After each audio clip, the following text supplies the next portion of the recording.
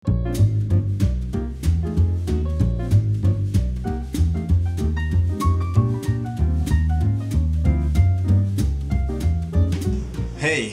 Nu är vi på en restaurang som heter Napoleon här i Stockholm och har möjligheten och den stora äran att få träffa en väldigt känd vinmakare från det kända distriktet Priorat i Spanien. Katalonien, precis. Jag sitter här med Anders Levander. Jag heter Fredrik Schelin och vi har våran kära vinmakare Alvaro här. Och vi kommer gå över till Alvaro Palacios. Vi kommer gå över till engelska nu. So Alvaro, it's very nice to have you here, and we hope to if you can explain something for us about territory. I know you do wines, lots of wines in Rioja, but we are talking about today about Priorat, and we are also going to taste 3 of your wines together. Very good. Can you tell us a short about your background? Sure. Well, first of all, thank you so much for this interview. It's a great honor for me to be able to speak to the audience of Sweden. And about Priorat, last year in 2014 it was the 25th anniversary, so it was a very determinant year. No, we celebrate. In fact, we celebrate 4 of us. You know that we start together several different producers. We got together in 1989. Some of them earlier. I arrived in 1989 when we put in the market the first vintage, 1989. Every one of us, we made our own wine from our own vineyard. But the platform, the structure, the winery was a common place for all of us.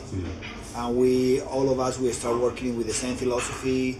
I mean, combining and adding ideas all together. Mainly, well, everything was about this respect and passion about Priorat, and essentially also about viticultural aspects. And I remember this quite well when your wines arrived to Sweden, and everybody it was kind of a bomb, and it was a new thing, and you were a kind of a winemaking superstar. I remember it so well. So what is the difference from that time and today for Priorat and for you? Well, you know, in this group from the beginning, we were together about 2 or 3 vintages together. Then it was already expected that we should do our own business afterwards. But we all started together with this philosophy, and we are still very, very close in philosophical aspects. But the main thing of that period, it was that we were in a super small, great region, with a lot of character, with a lot of, I mean, physically Priorat is something very interesting, and it's a very steep slopes of slate soil, schist soil, very rocky, and with this luminosity of the Mediterranean Sea, which and an exciting grape.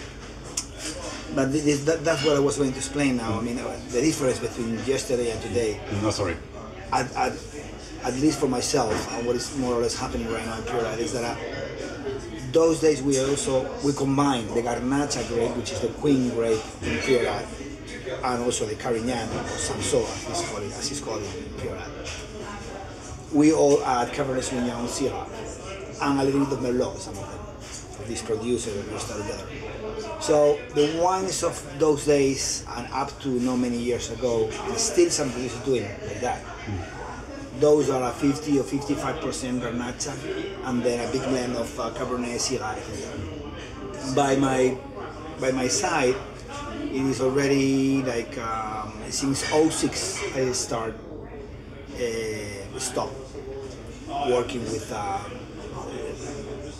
French varietals, and I got concentrate in the great potential of the unique identity of the local grapes of Priorat, which is mainly Garnacha, sometimes almost always added, helped by Carignan. So in my winery there is a big change. The Clos Dofí, the Finca Dofí of yesterday, is different to Finca Dofí of today. In what respect? What is the difference? The difference is that before it used to be, the vineyard used to be about 55% Garnacha, the rest it was Cabernet Sauvignon and Syrah. And today is about 95% Garnacha, 4% or 3% Carignana, and 2% of white grapes. We're going to taste Finca Dofí later. I actually tasted it before you came here, and it's exciting. And what about the use of wood? Have you changed there? A little bit, because at the beginning with this proportion of Cabernet Sauvignon, the wine is supposed to be. It was more. How can I say? Stable to support the lignin of the oak, of the new oak. And Garnacha is different. Garnacha is not more sensible, but there is a kind of I don't know how to explain this. Garnacha doesn't like much new. I think it's more delicate, Garnacha. In Priorat it's not that delicate. Priorat is still but as a grape, in comparison. As a grape it is. In Priorat is still being like a very robust and a lot of flesh and a lot of volume and tannins and high acidity. But anyhow, for me there is a kind of something with the aromatic aldehydes of the American or the French oak, no matter which of them, with the aromatics of the Garnacha that doesn't fit. It becomes too much cypress tree, too much rosemary, weird. And all over the world, most of people, it's not something that I have to say, it's something which is done.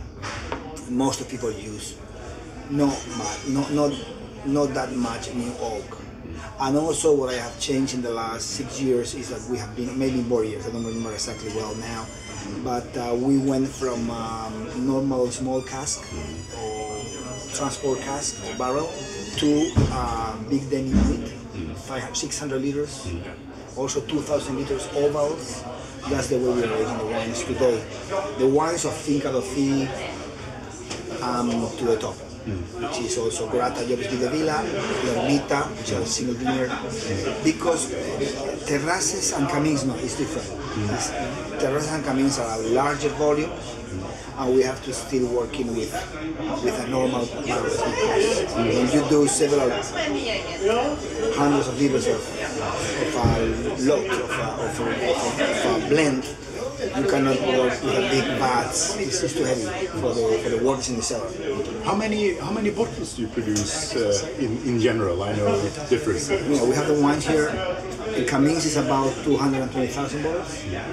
Les Terrasses is about 120, 110,000 bottles.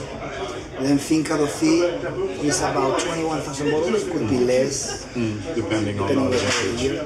There is a wine in the middle, which is Grata Llobis, which is the village blend. In Priorat is the first region in Spain where we have created the appellation village. Oh, I see. So we can use the name as a brand, as a common brand. Okay. I haven't seen that one. So this Grata Llobis is the name of the village. We call it Vi de Vila. Vi de la Vila. Vi de Vila. Okay. The wine from the village. In Catalan, Vi de Vila. So Grata will be here is about 10,000 bottles from different vineyards that we have in Grata Llobis. Then it's Finca Dofí, which, as I said, is about 21,000, and then L Ermita, which is our top vineyard, very old classic vineyard, which is only maximum 2,000 bottles. It could be some vintages of only 600 bottles. Because I have had some tremendous moments with your L Ermita back in the years, and it's an icon wine for many here in Sweden. L Ermita, I used to add to that vineyard. When I had the wine, I used to add 20-25% Cabernet Sauvignon from other vineyards. But since 06 is only the old vines of L Ermita, which is 1.5 hectares of very old vines. How old are the wines in general? In L Ermita, Everything. L Ermita was planted in 1939. Oh. Just after the Civil War. Yeah. There is a small plot planted in 1910, but it's insignificant. And I just kept it to get wood to replant or to graft in new plantings. I see. Because it's the real. That 1910 is a very specific garnacha, very garnacha del país, very authentic. So in total, I don't know, 360,000 bottles, I suppose. Do you have any ideas on the future? Any how is Spain and Priorat evolving in the future? Well, the future looks very, very, very good for Spanish wine, because I think we are right now in a moment, I believe, where we are now learning the second moment, where we are learning to achieve the maximum of delicacy, to work more under finesse factors.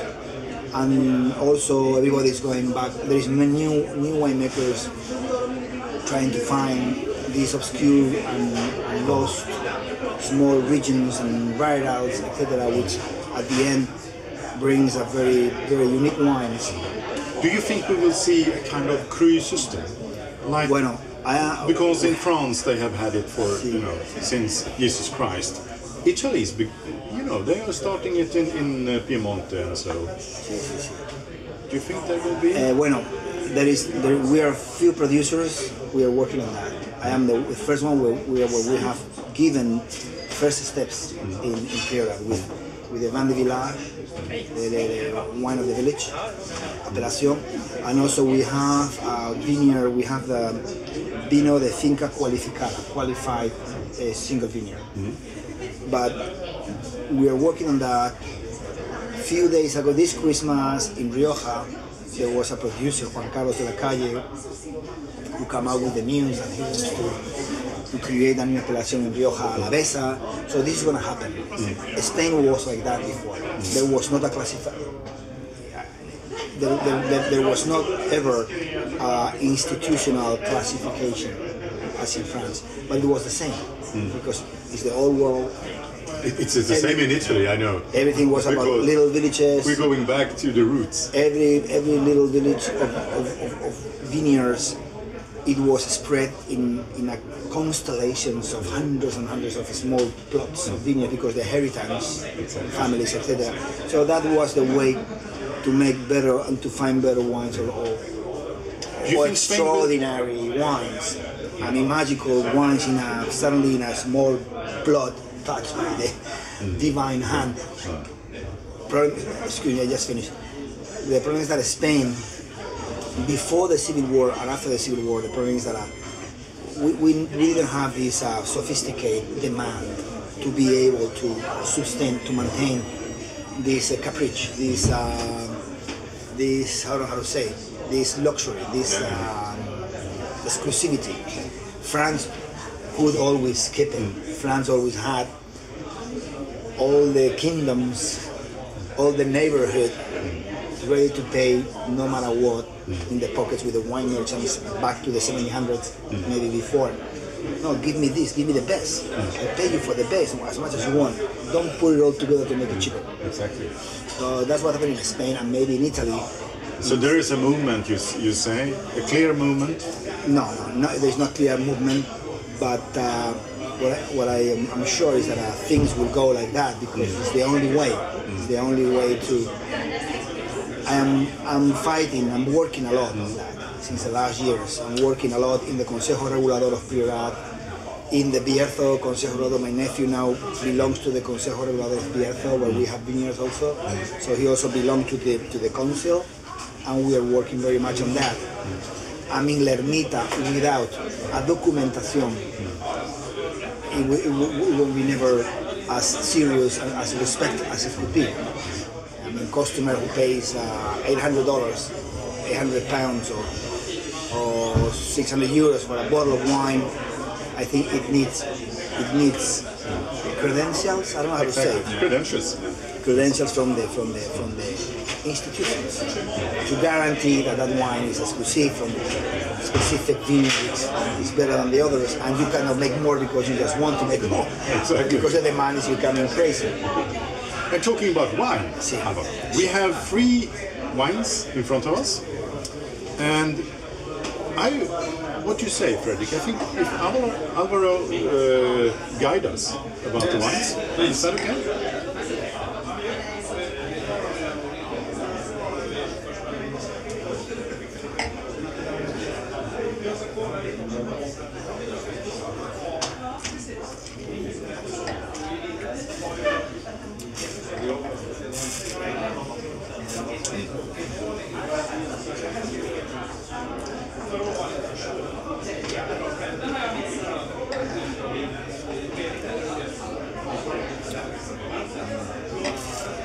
So nice.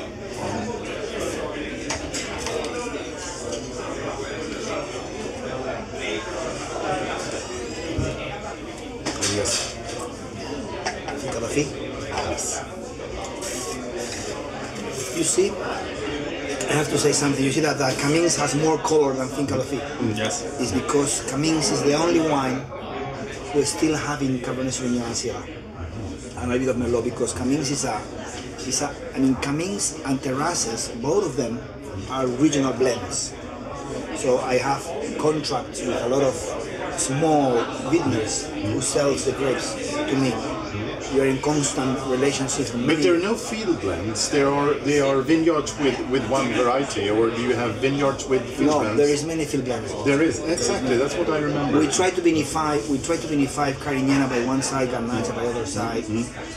But what I want to say, Camins is a regional blend. From here there is 9 villages in the small majestical Priorat, but small. 9 little villages hiding in these slopes, in these hills, vineyards, forest. So Camins is a blend of the region. Grapes come from around 7 villages, but it's young vines of Garnacha, 15, 18, 20 years old vines of Garnacha and Carignana, and also Cabernet Sauvignon, Syrah, and Merlot. Then Les Terrasses is also a regional blend. It's only 6 villages in this blend, but everything is about Garnacha and Carignana. And everything, as in the label you can see, is a Velles Vinyes, all vines. Yeah. It's only all vines and very classic blend, only the grapes of Priorat. And how old are the wines? This is very old. This is from 60, 80, 90 years old vines. And you recognize that on the nose, See, the for the finesse. Carignan, especially Carignan. Very fine and deep. And then Finca Dofí is a single vineyard in Gratayor's village. It's the first one I started making in 1989, in fact. And Finca Dofí is a 9-hectare vineyard. And nowadays, this blend is 95 or 96% Garnacha, and then a little bit of Carignana and white, which is Garnacha Blanca and Macabeo, and Pedro Chimay. The 3 whites existing in Priorat, always in these field blends that you mentioned, are Garnacha Blanca, Macabeo, and Pedro Chimay. So you see Finca Dofí with a lighter color, but the finesse and the depth and the magical aspects. So you have more materia in Camins, you have more structure, more tannins, but nothing to see with the finesse and the mysteries and magic of Finca Dofí. So going through Les Terrasses, which is also Les Terrasses, a very, very classic, authentic, genuine character of Priorat. And for the viewers now, we are tasting very young wines. It's vintage 13 and 12. 13 and 12. Yes, so they are young, but I can assure you they are alive and kicking, and they show their elegance already. Yes, they do. They have lots of potential in them. Yeah, but everybody knows you need to keep them, but they are also drinkable right now. Yes, they are. I can drink them with pleasure. That depends on your moment, the timing. A young wine is good when it's young, and when it's mature. A young wine, if the materia is good, it will be always good. If the materia is good. Even in Camins, if the selection of grapes is well, everything is selected, assorted, delicate, first of all, very ripe grapes, and then a great pure selection, the material is going to be good today and tomorrow. Finca Dofí is organic viticulture, we do harvest these carefully with selection. So Finca Dofí is good today and tomorrow, but for me, at my age, I prefer Finca Dofí with that 6 or 7 or 10 The years. gentleman tells me he's 50. I don't believe it. Look at him. He looks so young. I do prefer to drink it with several years in the bottle, with a nice dinner, when you can compare with great Burgundies and great fine wines from the right bank of Bordeaux or from Château Petrus. You need a little bit of time in the bottle to suck down. Beautiful. Thank you for your time. Thank you very much. Cheers. Cheers. Thanks to you. Thanks to you for dedicating your time to me. Cheers. Cheers.